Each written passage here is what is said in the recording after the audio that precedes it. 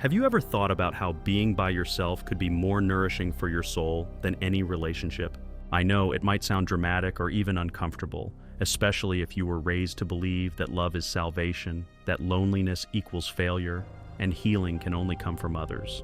But Carl Jung recognized that some wounds can only be healed in solitude, some strengths can only emerge when no one is around, and some aspects of yourself only unfold when you stop seeking company at all costs. In this video, you're going to understand why consciously choosing to live alone can lead to profound transformation. By the time we're finished, you won't be seeking connection desperately anymore. You'll embody it. Stay with me till the end, because I'm going to show you how to turn your solitude into a place of strength, even if it still feels difficult now. If you enjoy this content, please comment 1 inch below. If not, comment 0 inches and let me know how I can improve. Let's dive in. From the very beginning, society conditions us to believe that being alone is a sign of failure. A quiet, introspective child is labeled as problematic. A single adult is seen as incomplete. When silence surrounds us, it's quickly filled with distractions, noise, and voices, so no one has to confront what happens when everything quiets down. Carl Jung explained that for a person to become whole, they must go inward. But society has taught us the opposite, to seek our identity in the eyes of others. We are trained to build a persona, a social mask that pleases, adapts, and avoids rejection. And over time, we mistake connection for dependency. The more we reinforce this habit, the more terrifying solitude becomes. But the real pain isn't the present. The discomfort that arises in solitude is actually rooted in the past. Old emotional scars, rejections, feelings of abandonment. These all resurface when there's no one left to perform for. The ego, which relies on external validation and feedback, panics in the face of emptiness. The soul, however, isn't afraid of silence. It welcomes it. Jung knew that there are moments when retreat is necessary, not as an escape, but as a rite of passage.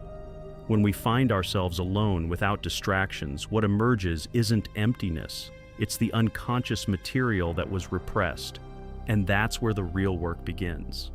Being alone can be uncomfortable because it forces us to feel. Feeling, when we are used to merely reacting, is profoundly challenging. But it's in that discomfort that the process of individuation starts, the process of becoming who you truly are. When you stop running from silence and start listening to it, what comes up isn't weakness, it's clarity. You're not being punished for being alone. You're being invited to reconnect with yourself, and maybe for the first time without any distractions. This reconnection doesn't come with euphoria, but with silence and often with a void that seems to promise nothing. But it's in that void that the soul begins to breathe again. Jung called individuation the process of becoming who you truly are. Not what others projected onto you, not what society expects, but what exists deep within you. When all the masks fall away, this journey begins. It doesn't start in the middle of noise. It begins when you choose to retreat, when instead of distracting yourself, you choose to look inward. Voluntary withdrawal is not an escape, it's courage. It's you telling your unconscious, I'm ready to see what I've been avoiding. Society trained us to associate stillness with loss and solitude with weakness. But in Jung's view, it's precisely in the pause that the self, the true center of the psyche, begins to reveal itself. This process doesn't happen loudly. It's subtle, silent, almost imperceptible at first. Yet it is deeply transformative. When the external noise fades, you start hearing your soul for the first time. It doesn't scream at you, it whispers. It reveals memories, intuitions, and sensations that were buried under the weight of distractions, tasks, and the need to please. It's natural to feel discomfort at this moment. The discomfort of not knowing exactly who you are without the routine, the roles, the relationships. But that feeling is the proof that the right path has begun. The true self isn't a ready-made concept. It's something that gradually reveals itself when there's enough inner space for it to emerge. This journey is not a straight line, but a deep dive, a process where you don't add but remove, where you don't seek something outside but return to something essential within. And that's only possible when you consciously choose to step out of the world and into yourself. Solitude, in this sense, stops being absence. It becomes presence. And such an intense presence that, for the first time, you begin to notice what was always within you but never had the space to emerge. It's in this space of presence that something subtle yet profound begins to happen. What once seemed solid within you begins to show cracks. And it's not destruction, it's revelation. In Jungian psychology, we call this persona the mask we wear to be accepted in the world. It's the role we play. The nice one, the strong one, the charismatic one, the fun one, the efficient one. The persona isn't fake, but it is limited. It's built to fit in, to protect, to belong. But there comes a moment when it no longer fits. And that moment almost always happens in silence. Because while we're surrounded by people, tasks, and expectations, the persona works like a shield. But when everything goes quiet, when no one's watching, it stops making sense. You begin to realize that so many things you used to do, feel, or say were automatic responses, emotional addictions, learned reactions, performances of acceptance. When that theater falls apart, it can be terrifying. Because what's left is just you, raw, real, unscripted. But that's exactly where the soul starts to show up. Jung said that individuation is only possible when the persona loses its grip. And that doesn't happen by force. It happens gradually when you stop feeding the character and begin to sustain the self. It's unsettling, yes. You might feel like the ground is slipping away, like you no longer know who you are. But that's not confusion. It's a new beginning. You're finally disconnecting from the version you were trained to be and making room to discover who you truly are. At this point, it's normal for sadness, anger, even fear to surface. Because the persona was there for so long, it felt like you. And when it starts to give way, old repressed emotions come up with it. But this isn't a setback, it's cleansing. It's the unconscious being released. Solitude, at this point, is no longer an external state. It becomes an internal tool, and it starts acting like a mirror, revealing, deconstructing, purifying. You're not losing yourself, you're finally shedding your layers. And what's left, once all the excess is gone, is the beginning of something authentic, something that no longer needs an audience, something that only blooms when you have the courage to stop running from yourself. Without the mask, what shows up first isn't lightness. It's the shadow, it's density. It's like opening a room that's been locked for years and watching the dust rise. Silence is no longer just an empty space, it becomes a mirror. And this mirror reflects everything you've avoided feeling your whole life. In Jungian psychology, that repressed content is called the shadow. Everything you didn't want to see in yourself, your pain, fears, impulses, traumas, and shame. Not because you're weak, but because you didn't have the space or support to face it before. The shadow is all that was excluded, denied, or judged as unacceptable. And when you sustain your retreat, it finally finds a way through. Suddenly, old memories return. Emotions you thought were long gone resurface with intensity. A sadness with no name, an anger with no target, a fear that feels endless. Silence starts to scream, and this is where many people give up. They run back to distractions, to shallow relationships, to the comfort of autopilot. Because the shadow hurts, and facing it is hard work. It takes presence, humility, patience. There's no glamour, no applause. But there is truth. Jung said, "One does not become enlightened by imagining figures of light, but by making the darkness conscious." And that's what's happening here. You're not regressing, you're clearing. And the pain of this process isn't punishment, it's release. Yes, you'll want to give up. You'll wonder if it's worth continuing. But it's important to understand this stage isn't the end, it's the middle. It's the turning point. It's the darkest hour before the dawn, the part of the journey where everything in you begs to go back, but your soul has already started moving forward and it doesn't want to repeat anymore. This is where many get lost, but also where some are reborn. Because those who hold space for this confrontation pass through a portal. Those who accept the shadow discover that behind it, there was strength, there was awareness, there was power. You're not being destroyed, you're being deprogrammed. And what's emerging, chaotic as it may seem, is the raw material of your transformation. The only question is, will you abandon yourself again, or will you move forward, even with fear? But not everyone arrived at solitude by choice. Some were pushed into it, hurt, ignored, left behind. And that changes everything. Being alone by choice is a path of strength. But being alone by exclusion is, first of all, a place of pain. It's different to wake up and say, "I choose to be with myself," than to wake up and realize no one stayed, no one listened, no one came back. Many people carry this loneliness disguised as independence. They learned to handle things on their own because they were disappointed too many times. They built walls, not because they loved silence, but because closeness hurts. And that kind of distance doesn't free you, it hardens you. Carl Jung warned that a soul too isolated begins to collapse in on itself. When isolation becomes a survival strategy, life energy stops flowing. A person starts living in defense mode, and what looks like self-sufficiency is often just a deep fear of trying again. The line between solitude and isolation is thin, but it makes all the difference. In solitude, you find yourself. In isolation, you protect yourself. One heals, the other hides. That's why it's so important to ask an honest question. Did I choose to be alone, or did I just get used to the absence? Am I at peace, or just numb? That reflection can be uncomfortable, but it's the beginning of the shift. Because only by recognizing that pain do you start to break the automatic cycle. Pain that's ignored repeats itself. Unfelt pain turns into a pattern, and often, the "I don't need anyone" hides a "no one chose me." You're not broken. You just had to protect yourself. But maybe now, it's time for something new.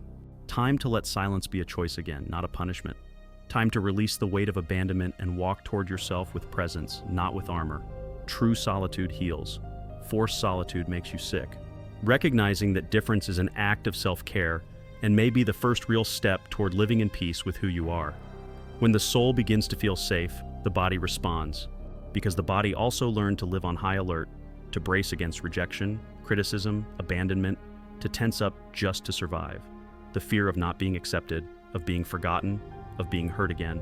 For a long time, maybe you didn't even realize how much you were living in survival mode, always expecting the worst, always trying to protect yourself from something invisible, always with your breath held, shoulders tense, chest tight. But as you hold space for solitude, not as punishment, but as a space for reconnection, your nervous system begins to register a new message. You are safe. Carl Jung used to say, "The unconscious isn't just a dimension of the mind, it's imprinted in the body. Every unprocessed emotion turns into tension. Every unresolved story manifests as physical blockages, as unexplained discomfort, as chronic exhaustion." That's why true transformation doesn't happen only in the mind. It must be felt, metabolized, and embodied. And that's exactly what begins to happen here. You start to breathe more deeply, sleep more peacefully, feel less need to explain, defend, or anticipate. The body begins to sync with the present. And the present, for the first time, doesn't feel like a threat. This shift isn't sudden, it's subtle, but deeply liberating. It's when you realize you no longer have to be on constant alert, that you can exist without needing to prove yourself, that you can feel without the fear of being overwhelmed by your emotions. This state isn't disconnection, it's coherence.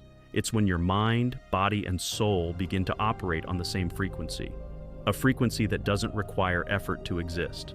That doesn't depend on validation to feel worthy. That doesn't wait for approval to breathe in peace. Solitude stops being a struggle. It becomes a familiar space, an internal place of stability, and that place doesn't exclude the world. It just no longer depends on it. You begin to notice there is strength and softness, that there is protection and presence, and that being alone doesn't mean being vulnerable. It means being whole. And when the body feels that, it releases, it lowers its guard, and for the first time in a long while, you can simply be. No tension, no rush, no fear.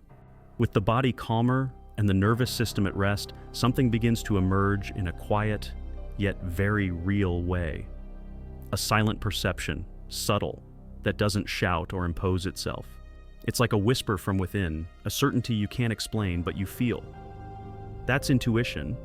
Intuition doesn't compete with the world. It doesn't need to overcome the noise. It simply waits. Waits for you to make space, for you to stop chasing answers, explanations, external guarantees, and start trusting the wisdom that's already there, dormant but alive. Carl Jung considered intuition one of the 4 fundamental functions of the psyche. For him, it was the ability to perceive deep patterns, subtle truths, without going through logical reasoning, an intelligence that comes from the soul, not the mind, and that only fully manifests when there's enough inner silence to hear it. In this state of presence with yourself, you begin to feel what's right before you know why. You start sensing paths before you see signs, and that's not magic, it's internal coherence. It's your psyche functioning in harmony, without noise, without conflict. You start to notice small things, a discomfort you used to ignore, a sense that something no longer fits with who you're becoming, a subtle pull to change direction. And slowly, you begin to trust that feeling more, to follow less of what the world expects, and more of what your soul signals. This inner perception doesn't need proof. It doesn't need to justify itself. Because when you're connected to yourself, doubt loses power. And what arises in its place is something rare, effortless confidence. It's not arrogance, it's knowing. A knowing that doesn't come from the ego, but from the self, the deepest and most honest part of your being, the part that always knew but never had space to speak. This is the true gift of conscious solitude. It doesn't just silence the external world. It reveals an entirely new inner one, a world where answers aren't chased, they're recognized, and where presence finally becomes direction. With intuition awakened, something deep begins to align within you. You no longer search for direction in the world because now it comes from within. And along with this presence, an image begins to take shape, your future self.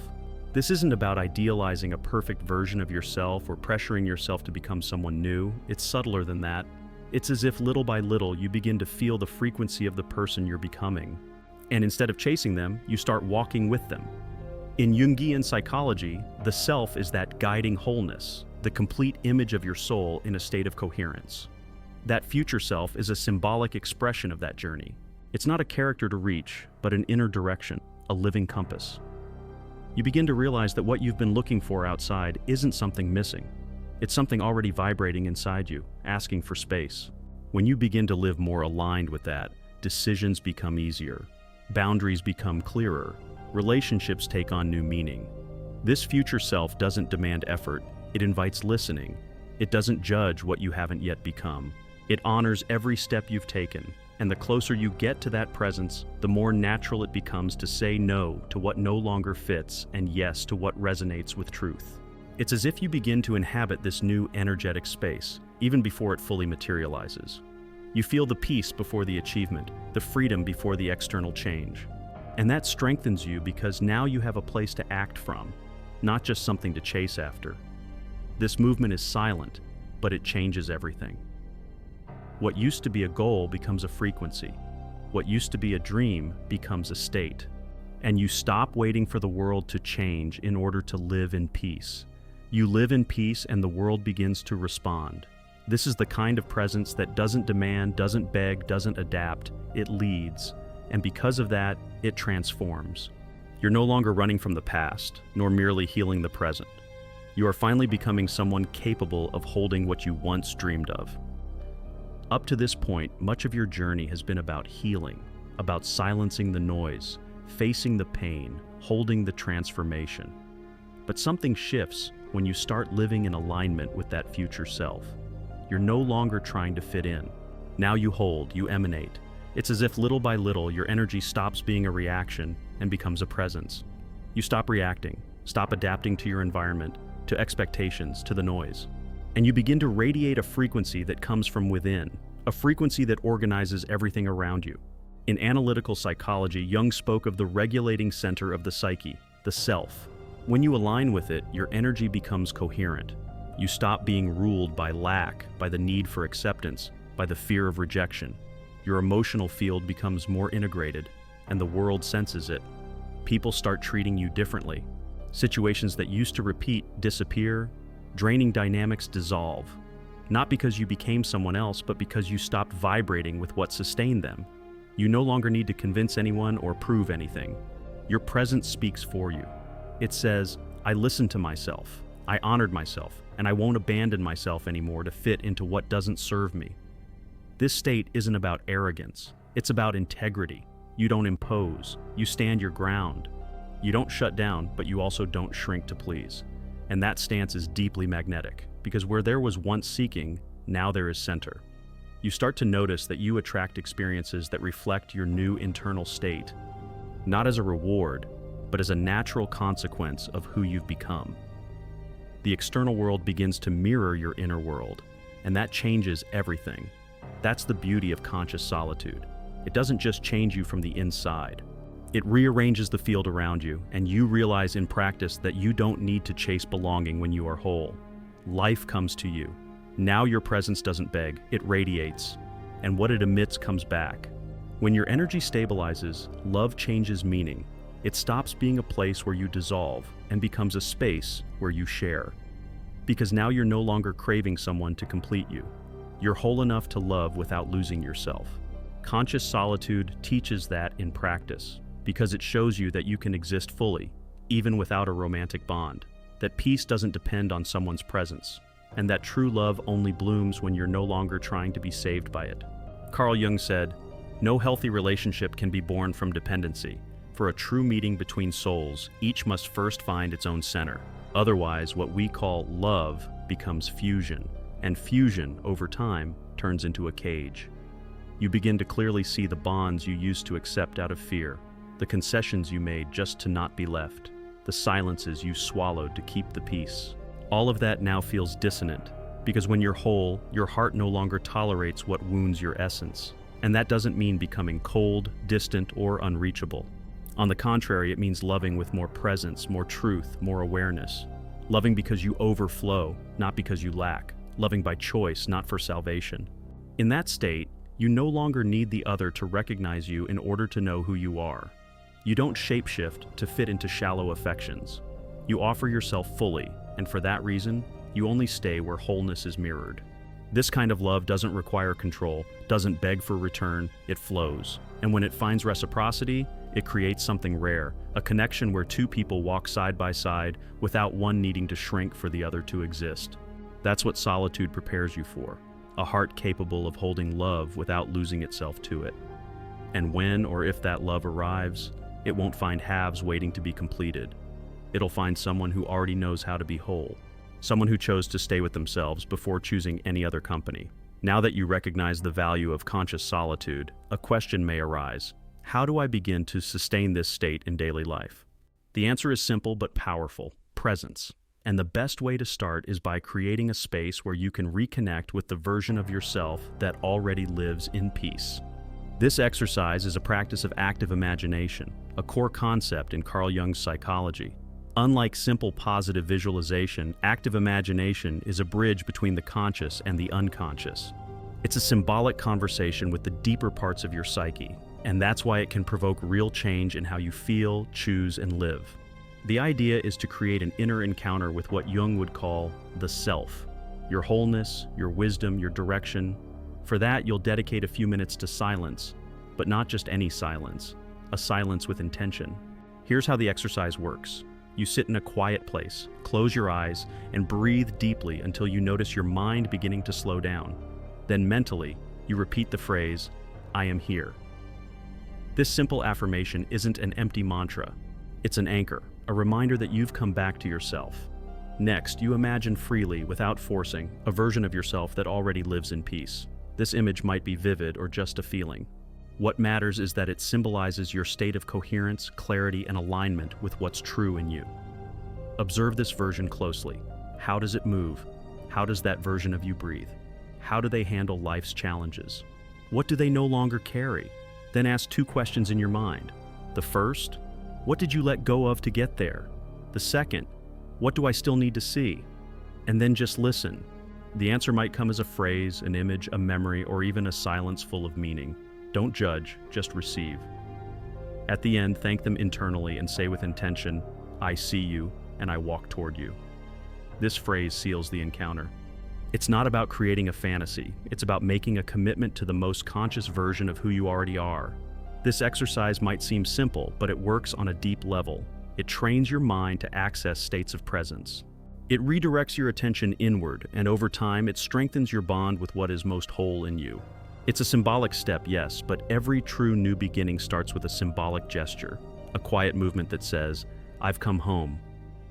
You're not empty, you're full of yourself, full of parts of you that had been forgotten, suppressed, silenced in the name of relationships that didn't fully see you. Conscious solitude showed you that it didn't isolate you. It brought you back to yourself. For a long time, you thought you needed someone else to feel complete. You thought the pain of being alone was a sign of failure, but now, maybe you can see that pain was just the start of the journey, the call, the starting point. Carl Jung said, "The most important encounters are the ones we have with ourselves." And maybe this is the deepest one of all. The moment you stop running from yourself and start looking at yourself with presence. Not with judgment, but with genuine interest. What was born in this process wasn't coldness, it was strength. You didn't become hard, you became whole. And now you carry a peace that no longer depends on anyone. a clarity that doesn't need approval, an energy that no longer bends to incoherent environments because it has learned to radiate its own truth. You're not isolating from the world, you're choosing yourself. You're growing internal roots so that if love does arrive, and it can, it finds fertile soil, not dry land waiting to be saved. This journey isn't about rejecting relationships. It's about preparing the space so they're no longer a hiding place but a mirror, a reflection of your own state of wholeness. And now that you've made it this far, tell me what changed in you during this journey. What did you discover about your solitude and about your own presence? If you stayed with me until the end, drop a comment below. My presence is enough. That phrase isn't just a sign you watched the video all the way through. It's a commitment to yourself. And if this content resonated with you, if it helped you see your solitude through a different lens, consider supporting the channel by clicking the thanks button below. That financial support, besides being a gesture of recognition, helps me keep creating videos with depth, research, and care. With your help, this channel can reach even further and touch even more people who need to hear exactly this, that being alone is often the most direct path back to yourself. Thank you for being here. I'll see you in the next video.